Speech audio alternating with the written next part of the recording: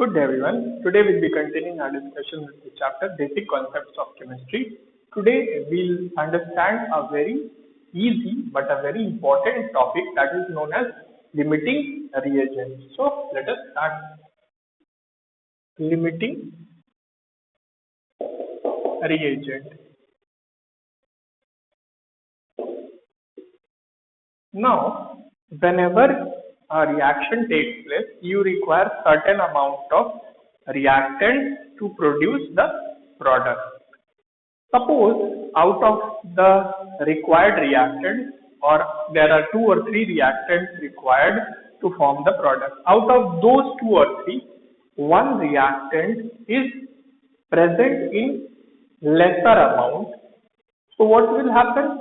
As the reaction proceeds, that reactant will get fully consumed up and the reaction will stop at that point because one of the reactants is short. So if one of the reactants is short, the reaction cannot proceed to form the product. So that reactant which gets fully consumed up or which was present in lesser quantity as compared to the other reactant is known as the limiting reagent for a reaction. Let us understand this with the help of an example. Suppose carbon reacts with oxygen to produce carbon dioxide. Now this is a very common reaction. All of you know this. So what we can infer or what conclusion can be derived from this balanced chemical equation? We can say that 1 mole of carbon reacts with 1 mole of oxygen to produce 1 mole of carbon dioxide. That is, the balancing coefficient can be treated as the number of moles. So here 1 mole of carbon reacts with 1 mole of oxygen to produce 1 mole of carbon dioxide. Suppose I am performing an experiment in which I have taken 2 moles of carbon, 0.5 mole of oxygen. Now what will happen? The ratio between the number of moles of carbon and oxygen should be 1:1. Remember, it is the ratio between the number of moles. It is the ratio between the number of moles in a balanced chemical equation. So the ratio between the number of moles should be 1:1. Now, the amount of carbon and oxygen which I have taken in my experiment, the ratio between their number of moles is not 1:1. So this 2 mole of carbon requires 2 mole of oxygen. So we don't have 2 mole of oxygen. That is, oxygen is short. So we can say oxygen becomes the limiting reagent. How I know that 2 moles of carbon will require 2 mole of oxygen? Because in the balanced chemical equation which I have written above, you can see the ratio between the number of moles between the product and the reactant and the product. That means the number of moles, ratio between the number of moles of carbon and oxygen is 1:1. So in a balanced chemical reaction, the ratio is 1:1. So whenever I want to produce carbon dioxide using carbon and oxygen, the ratio between their number of moles should be 1:1 so that they get fully consumed. Both of them get fully consumed. But here what I have done, I have taken 2 moles of carbon and 0.5 mole of oxygen. So 2 moles of carbon will require 2 moles of oxygen. But here the number of moles of oxygen is 0.5. So oxygen is short in the reaction, or oxygen is the limiting reagent in this reaction. So out of this 2 moles of carbon which I have taken, only 0.5 mole will be used. Only 0.5 mole of carbon will be used because 0.5 mole of carbon can combine with 0.5 mole of oxygen, and if 0.5 mole of oxygen is consumed, then there is no more oxygen to react with carbon. So the amount of carbon that is which will remain after the reaction is over is how much?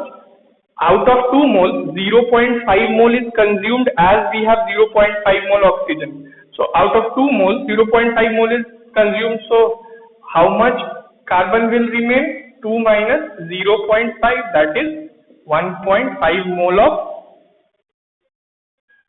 carbon will remain. 1.5 mole of carbon will remain. And similarly, what is the amount of, or what is the number of moles of carbon dioxide formed?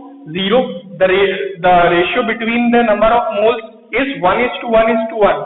So 1 mole of carbon reacts with 1 mole of oxygen to produce 1 mole of carbon dioxide. 0.5 mole of carbon reacts with 0.5 mole of oxygen to produce 0.5 mole of carbon dioxide. So this is the number of moles of carbon dioxide which will be produced in the reaction, and the number of moles of carbon which will be remaining after the reaction is complete is 1.5 moles.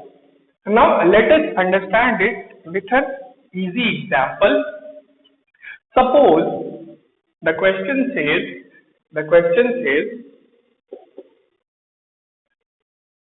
you are provided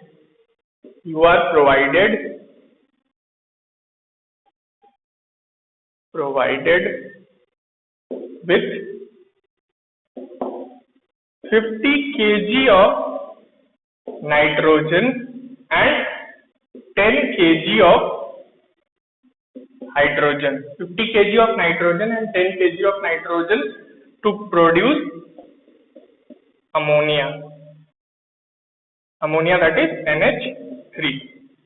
Now the question says, first identify limiting reagent, in this case,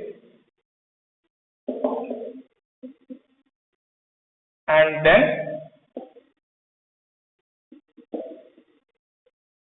calculate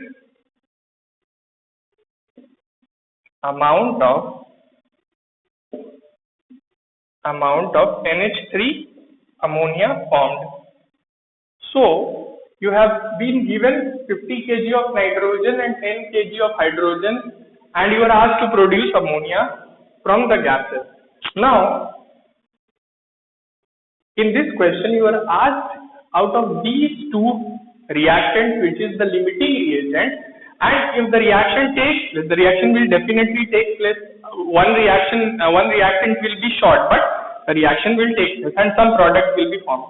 So you have been asked to calculate the amount of product, that is NH3 formed. So whenever a question of limiting reagent is given, first of all write the balanced chemical equation. So the balanced chemical equation will be nitrogen reacts with hydrogen to form ammonia. Now let us balance this. 2 nitrogen, then 6, 3 hydrogen. Now yes, the reaction is balanced. Now what we will conclude from the balanced chemical equation, we will conclude that we will find out the number of moles of reactant and product in this balanced chemical equation. So according to the equation, 1 mole of nitrogen reacts with 3 moles of hydrogen to produce 2 moles of ammonia. Now let us see what we have been given. We have been given 50 kg of nitrogen. Remember, this is not number of moles. 50 kg of nitrogen and 10 kg of hydrogen, and we are asked to identify the limiting reagent and calculate number of moles of NH3 formed. Now first we have to do what? First we have to calculate it, convert it into number of moles, because in balanced chemical equation the ratio is between the number of moles. So we have to convert these masses into number of moles. So number of moles of nitrogen can be found out by given mass in gram divided by gram molecular mass. So number of moles of nitrogen will be how much? 50 kg. So 50, convert it into grams, so 1000 divided by what is the gram molecular. Here we are finding nitrogen molecule. It is a diatomic gas, so we will divide it by the molecular mass or gram molecular mass, not atomic mass, because it is nitrogen molecules, 2 atoms of nitrogen. So gram molecular mass of nitrogen is 28. It will come out to be around 1786 moles. 1786 moles. So 1786 moles of nitrogen is given to you. It is approximately, it will be 1785 point something, but you can round it up and take it as 1786. Now let us see the amount of hydrogen given. So we will write it below the nitrogen. So 1786 moles of nitrogen is provided. Now let us see the number of moles of hydrogen. Number of moles of hydrogen is 10 kg. So 10, convert it into gram, that is multiplied by 1000 divided by molecular mass. Gram molecular mass of hydrogen is 2. So it is easy, it comes out to be 5000 moles. So 5000 moles of hydrogen is given in terms of 10 kg of hydrogen. So let us write it below hydrogen. So how many moles of 5000 moles of? Now 1 mole requires 3 moles of hydrogen. So this much number of moles of nitrogen will require 3 times the number of moles of this amount. Means I can say 1 mole of nitrogen requires 3 mole of hydrogen. Okay, so 1786 mole of nitrogen will require how much? 3 divided by 1 into unitary method, simple unitary method which you have seen in your junior classes. So this much number of moles, on calculating it will be come out to be 5386. You can calculate, 5358, it will come out to be 5358 moles. You can calculate it, it is simple. So how much or how many moles of hydrogen is required? 5358. So this is the hydrogen we require for what? To consume 1786 moles of nitrogen. But in actual, we have only 5000 moles of hydrogen. So hydrogen is present in lesser quantity, means it is present in lesser quantity as compared to the quantity which we require. So we can say that hydrogen which is required in 5358 moles is present in or is contained in 5000, means it is required, or 5358 moles of hydrogen you require, but you have only 5000 moles of hydrogen. So hydrogen is in limited quantity, or hydrogen is the limiting reagent in this reaction. So the first bit, that hydrogen is the limiting reagent. Answer is hydrogen is the limiting reagent in this reaction. Now the amount of ammonia produced, it is asking the amount of NH3 produced. So 5358 moles of hydrogen is required, but we don't have. So we will consume all the hydrogen which we have, because nitrogen is present in excess. So all the hydrogen will get consumed to form ammonia. So all the hydrogen will, this was 1786 we were having, and this is 5000 moles. Now we have to find out the moles of NH3 formed. So 3 moles of, you can see, or how we can calculate the number of moles of NH3 from this balanced chemical equation. We can see that 3 moles of hydrogen require 1 mole of nitrogen, and the amount of ammonia formed is twice the number of moles of nitrogen. So if we can find the amount of, or the number of moles of nitrogen consumed, the amount of this ammonia formed will be twice the number of moles. 1 mole nitrogen forms 2 moles of ammonia. So if we can find the number of moles of nitrogen consumed in the reaction, we can easily find the number of moles of NH3 formed. We will multiply it simply by 2. So how we can find the number of moles of nitrogen consumed? 3 moles of hydrogen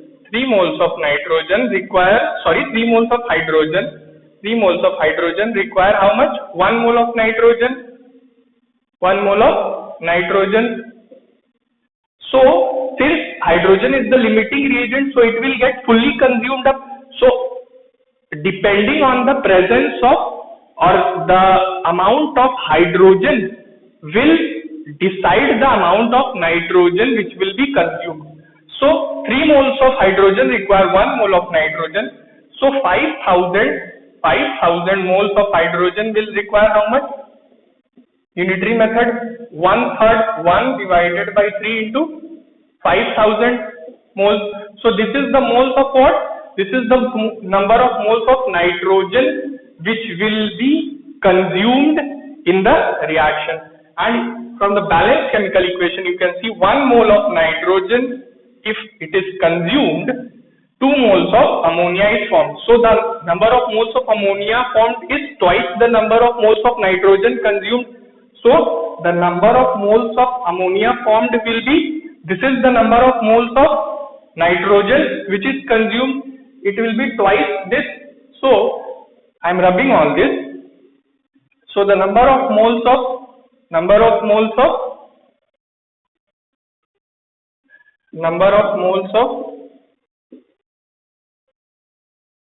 NH3 formed will be what? Twice the number of moles of nitrogen which was consumed. So this many number of moles of what? NH3 ammonia will be formed. So kindly go through some of the questions dealing with limiting reagent. Today we will keep it till here only. We will continue further in the next class. Thank you so much.